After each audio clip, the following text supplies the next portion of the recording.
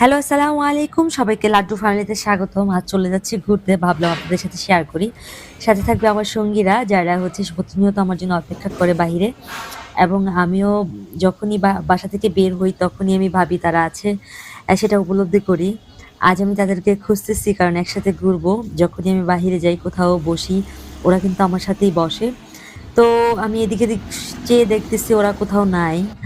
খুঁজে, খুঁজে না পেয়ে আমি পুরা হতাশ। চলে যাচ্ছি আমি একা, একা। ভাবলাম যেহেতু পাচ্ছি না, হয়তোবা অন্য কোথাও ঘুমিয়ে আছে। তাই চলে গেলাম একা, একা ঘুরতে।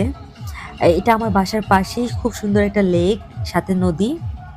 তো ভাবলাম এই সুন্দর পরিবেশটা, গ্রামীণ পরিবেশটা আপনাদের সাথে শেয়ার করি। এখানে অনেক মানুষ ঘুরতে আসে। তো আমি আসলে তেমন একটা যাই না। বাসার পাশে তো, তাই যাওয়া হয় না। অনেক দূর-দূরান্ত থেকে মানুষ ঘুরতে আসে।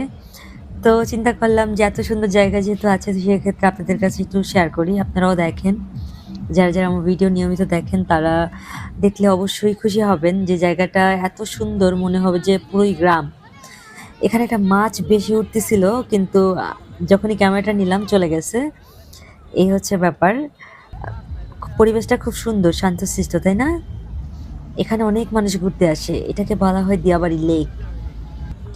এই নদীটা হচ্ছে তুরাগ নদী, ভীষণ সুন্দর একটা নদী। এখানে আগে মানুষ গোসল করতো, এখনো করে। কিছুদিন পর যখন পানি আসবে তখন গোসল করবে। আর এই যে চরটা, এটা হচ্ছে নদীর মাঝখানে ছোট্ট একটা দ্বীপের মতো ভেসে উঠেছে, যেখানে মানুষ এসে আড্ডা মারে, প্লাস হচ্ছে ভিডিও করে। অনেকে এখানে মাছ মারে। হ্যাঁ, ওই যে একটা মাছ মারার দৃশ্য দেখা যাচ্ছে। একজন, তিনি এক ধরনের পদ্ধতি অবলম্বন করে মাছ ধরছেন। আমি তার কাছে গেলাম, গিয়ে জানতে চাইলাম যে একটু মাছটা দেখতে পাবো কিনা। সে আমাকে অনুমতি দিল। খুব সুন্দর দেশীয় প্রজাতির যে মাছগুলো আছে না, ওই মাছগুলি। যাই হোক, ভালো লাগছে না, সঙ্গীগুলো থাকলে ভীষণ ভালো লাগতো। ভাবলাম চলে যাই। ও মা, বাসার সামনে আসতেই দেখি যে ওরা অপেক্ষা করছে, আমাকে দেখে দাঁড়িয়ে আছে, ঢং করছে। আমি ওদেরকে জিজ্ঞেস করলাম, তোমরা কোথায় ছিলে? সবাই জয়েন করতেছে আমার সাথে। আর এই যে দেখেন, গাড়ি থামছে না বিধায় ওরা গাড়িকে হচ্ছে দৌড়ায় নিয়ে যাচ্ছে যে তোমরা থামছো না কেন। ভীষণ রাগ করছে, হ্যাঁ, গাড়ির উপর। আমি ডাকছি যে আসো, আসো এদিকে আসো। ওরা তারপর চলে আসলো। রোড পারাপার হয়ে যাচ্ছি, ওরাও পার হয়, এটা ওদের অভ্যাস। হ্যাঁ, ওদের জন্য সামান্য কিছু কেনাকাটা করবো। ওরা বেশি পছন্দ করে কেক। তো ভাবলাম আজকেও কেক কিনি। কেনাকাটা শেষ, চলে আসবো, কিন্তু না, ওরা কিন্তু একটু পরেই দেখতে পাবেন যে ওরা কি করে আসলে। আমার আগেই আমাকে রেখেই চলে আসবে। এটা খুবই আনন্দিত, মানে আনন্দর একটা দৃশ্য। আমি পরে যখন এটা দেখলাম, তখন আমার ভীষণ ভালো লেগেছে যে এত দুষ্ট, কেনাকাটা করার সুযোগ দিচ্ছে না, খুব ধাউমাউ করছে। ঠিক আছে? এই যে আমার আগেই পার হয়ে যাচ্ছে, দেখলেন তো? কথাটা মিলিয়ে নিলেন। তো চলে আসতেছি এদিকে। ভাবলাম বাড়িতে, বাসায় চলে যাব। বাসায় যেহেতু আমি ঘুরে চলে আসছি, আ বাসার দিকে যাচ্ছি। আবার ভাবলাম ওদেরকে নিয়ে একটু ঘোরা যায়। যেহেতু ভেবেছিলাম ওদেরকে নিয়ে ঘুরবো, তাহলে যাই, একটু ঘুরে আসি ওদের সাথে লেকের পাড়ে। তো যাচ্ছি, ওরা খুব ঢং করতেছে, এক্টিভিটিস অনেক হাই। হ্যাঁ, ভীষণভাবে ডাকাডাকি করছে। হয়তোবা ওরা বলতেছে যে, "তুমি দিয়ে দাও, কোথায় যাচ্ছ?" তো এখনই খাবারটা দিয়ে দিব। আ ও ওদের অপেক্ষা, মানে ওরা অপেক্ষা করতে পারছে না আরকি। তো দিয়ে দিচ্ছি।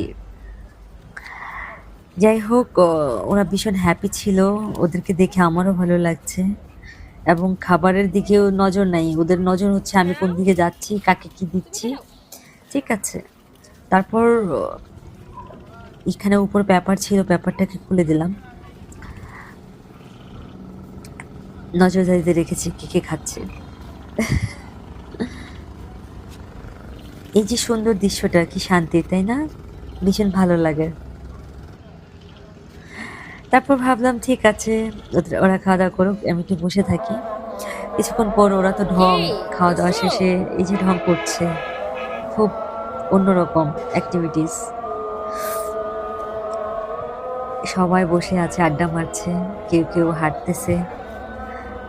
আমি যেখানে বসে আছি তার পাশেই কিন্তু তাদের এক্টিভিটিস গুলো দেখা যাচ্ছে। তারাও বসে আছে। ভাবলাম চলে যাই। ওমা! আমার পিছনে, পিছনে ওরাও চলে যাচ্ছে। এটা প্রতিনিয়ত দৃশ্য। যখনই বাহিরে যাই বা আমি যতক্ষণ বাহিরে থাকি ওরা চেষ্টা করে ততক্ষণ পর্যন্ত আমাকে সময় দেওয়ার।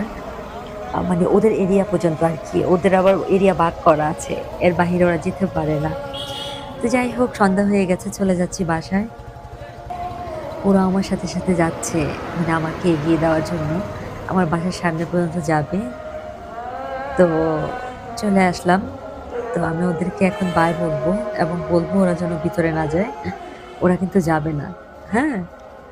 আমি ওদেরকে টাটা দিচ্ছি আর বলছি, "থাকো তোমরা, আল্লাহ হাফেজ।" তো ওরা কিন্তু ভিতরে না গেলেও এই পর্যন্তই থাকবে। এই যে দেখেন অপেক্ষা করছে।